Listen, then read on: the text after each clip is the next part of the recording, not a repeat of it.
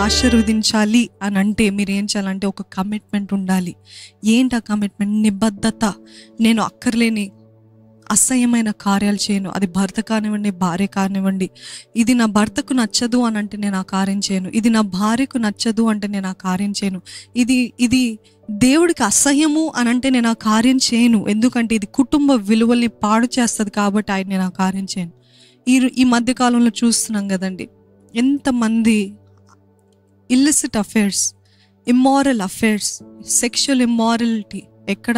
పెళ్లికాని వారు కాదు, పెళ్ళైన వారు, వివాహమైన వారు, వివాహమై 8 సంవత్సరాలు, 10 సంవత్సరాలు, 20 సంవత్సరాలు అయిన తర్వాత కూడా భార్యను మోసం చేస్తూ, భర్తను మోసం చేస్తూ, బిడ్డలకి తెలియకుండా ఎంతో భయంకరమైన ఇల్లిసిట్ రిలేషన్షిప్స్. ఎంత బాధ కదా భర్తకి, ఎంత బాధ కదా భార్యకి.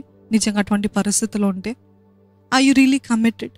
నిజంగా నా భార్యకి ఇది నొప్పి కలిగిస్తుంది, నా భర్తకి ఇది నొప్పి కలిగిస్తుంది, నా కుటుంబం పైన ఇది శాపం తీసుకొస్తుంది. నిజంగా మీరు అనుకుంటున్నారు, లేకపోతే ఆ పాపంలో ఉన్న వారు అనుకుంటూ ఉండొచ్చు. ఏమనుకుంటారంటే, హూ కేర్స్, ఎవరు చూడట్లేదులే, ఎవరికి తెలియదులే, వారికి తెలిసి దేవుడు చూస్తున్నాడని. కానీ పాపం ఇంకా జయిస్తుంది వారి పైన, వారి శరీరం పైన, వారి మనసు పైన. So they'll be thinking who cares అని అనుకుంటున్నారు. కానీ అది తరతరాల శాపము, అపవాదికి చోటు, దురాత్మల చేత పీడించబడటం జరుగుతుంది. ఎప్పుడైతే శారీరకంగా, లైంగికంగా మనము ఇతరులతో కలుస్తామో మనం ఒక శరీరం అవుతాం. సో ఆ శరీరం అన్నప్పుడు you are taking it. So you're opening the room for the enemy. చాలా మంది పీడించబడటానికి, అపవాది చేత పీడించబడటానికి, దురాత్మలు వాళ్ళలో నివాసం చేయడానికి కారణం ఏంటిదంటే వారు అపవాదికి తలుపులు తెరిచారు. అనవసరమైన సంబంధాలతోటి, అనవసరమైన స్నేహాలతోటి, భయంకరమైన సంబంధాలతోటి they have open the doors for the enemy to enter into the lifes. వారి జీవితంలో ప్రవేశించడానికి. తర్వాత తరతరాల శాపం, ఆ శాపము వారిపైన హఠాత్తుగా మరణం రావటము, ఆకస్మికమైన తెగులు, యాక్సిడెంట్లు, ఇవన్నీ ఎందుకు జరుగుతున్నాయి? నష్టము, కష్టము, అప్పుల బాధ, వేదన. భర్తకి తెలిస్తే ఎంత బాధ, భార్యకి తెలిస్తే ఎంత బాధ. ఇవన్నీ కూడా అపవాదికి దారి తీస్తుందంట. So God is asking, are you committed? Be committed to your family. Do what pleases God.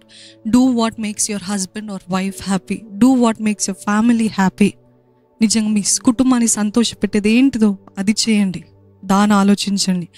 ఏదైనా లెక్కలేని తనం ఉంటే, ఎనీ లూజ్నెస్, ఎక్కడైనా లూజ్గా ఉందనుకోండి, అక్కడ కమిట్మెంట్ లేదు, అక్కడ 3 పేటల తాడు అంత సులువుగా తెగిపోదు అని దేవుని వాక్యం తెలియజేస్తుంది. ఎక్కడైతే లూజ్ ఉంటుందో అక్కడ అపవాది చాలా సులువుగా, చాలా తొందరగా, అతి వేగంగా దారి తీసుకుంటాడు, చోటు చేసుకుంటాడు.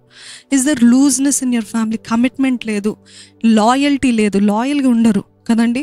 ఆఫీసులకి వెళ్తూ ఉంటారు భర్తలు లేకపోతే భార్యలు. అక్కడ ఎవరో చక్కగా పలకరిస్తే, వేరే స్త్రీ చక్కగా పలకరిస్తే, లేకపోతే మాటకి మాట పెరిగి స్నేహం పెరిగి ఏం చేస్తారంటే ఇంట్లోన భార్యను మర్చిపోతూ ఉంటారు. భార్య అంటే ఏం లేదు, ఒట్టిగా పలకరించడము, ఆహారం పెడితే తింటము, పడుకోవటము, భార్యతోటి సంబంధం ఉండదు.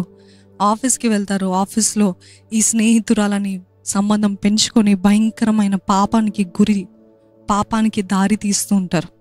You see, this is happening not just in అన్య కుటుంబాల్లో కాదండి, దేవుని ఎరగని బిడ్డల్లో జీవితంలో కాదు.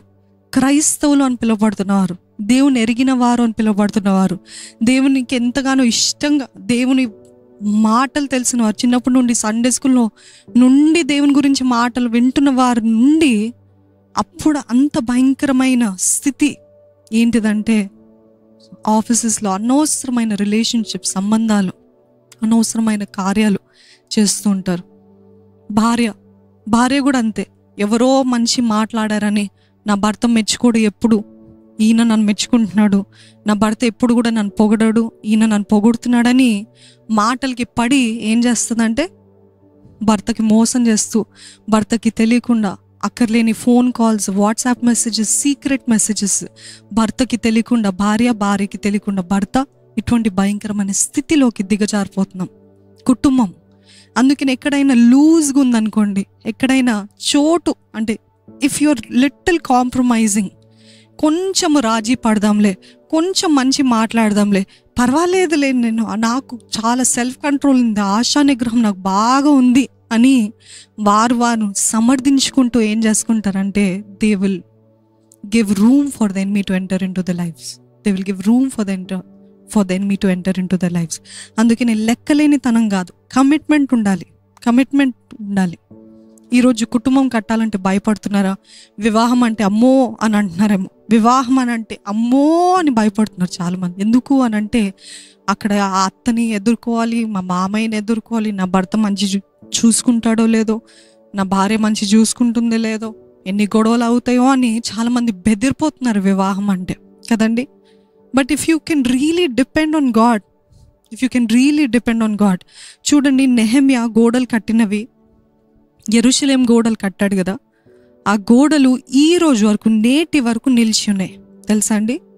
ఏ గోడలు అయితే నెహెమ్యా కట్టారో ఆ గోడలు ఈ రోజు వరకు నిలబడుతున్నాయి. అదే that is the wall that is called as the wailing wall. ఈ రోజు వరకు కూడా యూదులు దానిపైన రోదిస్తూ ప్రార్థిస్తూ ఉంటుంటారు. ఎందుకు? Why is it still standing? దేవుడు అన్నాడు రాయి పైన రాయి నిలబడదు, కానీ ఆ నెహెమ్యా కట్టిన ఆ గోడ మాత్రం ఉంది. ఎందుకు అని అంటే దానికి ఒక సూచన ఏంటిదంటే your hard work in building your family will never go in vain. 4వది, మీ ప్రయత్నము, మీ కష్టము, మీ ఓర్పు, మీ సహనము, మీ తట్టుకునే స్వభావము, మీరు ఏదైతే నా కుటుంబం పాడవద్దు, నా కుటుంబం పతనం అవ్వద్దు, నా కుటుంబం విచ్ఛిన్నం కావద్దు అని మీరు ప్రయత్నిస్తున్నారు, కష్టపడుతున్నారు, ఏడుస్తున్నారు, రోదిస్తున్నారు. You might be crying in God's presence. Change my husband Lord, change my father Lord, change my mother Lord, change my kids Lord, change my wife Lord అని మీరు ప్రేయర్ చేస్తున్నారేమో. దేవుడు అంటున్నాడు ఆ రోజు నెహెమ్యా కట్టాడు కదా, హీ రీబిల్ట్ ద వాల్స్, తిరిగి కట్టాడు. ఆ తిరిగి కట్టిన గోడలు ఈ రోజు వరకు ఉన్నాయి. అదే రీతిగా మీరు మీ కుటుంబం కోసం పోరాడితే, మీరు మీ కుటుంబం గూర్చి తిరిగి ప్రార్థిస్తూ తిరిగి కట్టాలని ప్రయత్నించినట్లయితే అది ఒక్క తరం కాదు, 2 తరాలు కాదు, తరతరాలకు ఆశీర్వాదకరంగా ఉంటుంది. అంటే if you see thousands of years back Nehemiah కట్టాడు, ఈ రోజు వరకు నిలిచి ఉంది. ఈ రోజు దేవుడు అంటున్నాడు మీరు కూడా నా సన్నిధిలో మీ కుటుంబం నిమిత్తం అయితే పోరాడతారో, ఎప్పుడైతే మీరు మీ కుటుంబం విషయం అయితే పోరాడతారో, if you rebuild the walls, if you నేను గివ్ అప్ చేయను, నా భర్త ఎంతగా నన్ను బాధ పెట్టినా నేను గివ్ అప్ చేయను, నా భార్య నన్ను ఎంతగా బాధ పెట్టినా నేను గివ్ అప్ చేయను, నా తల్లిదండ్రులు ఎంతగా నన్ను బాధ పెట్టిన, ఎంత భయంకరమైన వ్యసనాలతో అడిక్షన్స్తో ఉన్నప్పటికీ నేను మాత్రం ప్రార్థన ఆపను అని మీరు కమిట్మెంట్ తోటి పోరాడతారో, దేవుడు అంటున్నాడు ఈ రోజుతోటి అయిపోయేది కాదు, ఈ రోజుతోటి ముగిచేది కాదు, ఈ రోజుతోటి ఎండ్ అయ్యేది కాదు, ఈరోజు సమాధానం సంతోషం ఉందని అతృప్తి పడేది కాదు, కానీ దాన్ని బట్టి మీ ప్రార్థన బట్టి మీరు తిరిగి కడుతున్నారు కాబట్టి తరతరాలుగా it will stand for generations after generations. ఏ రీతి అయితే ఆ గోడలు నేటి వరకు నిలబడుతున్నాయో అదే రీతిగా మీ కుటుంబం కూడా తరతరాల వరకు ఆశీర్వాదకరంగా ఉంటుంది. 1000 తరాలు. అది దేవుడు మనకిచ్చే ఆశీర్వాదం అండి. So God is saying, do not give up so soon. Do not give up so soon.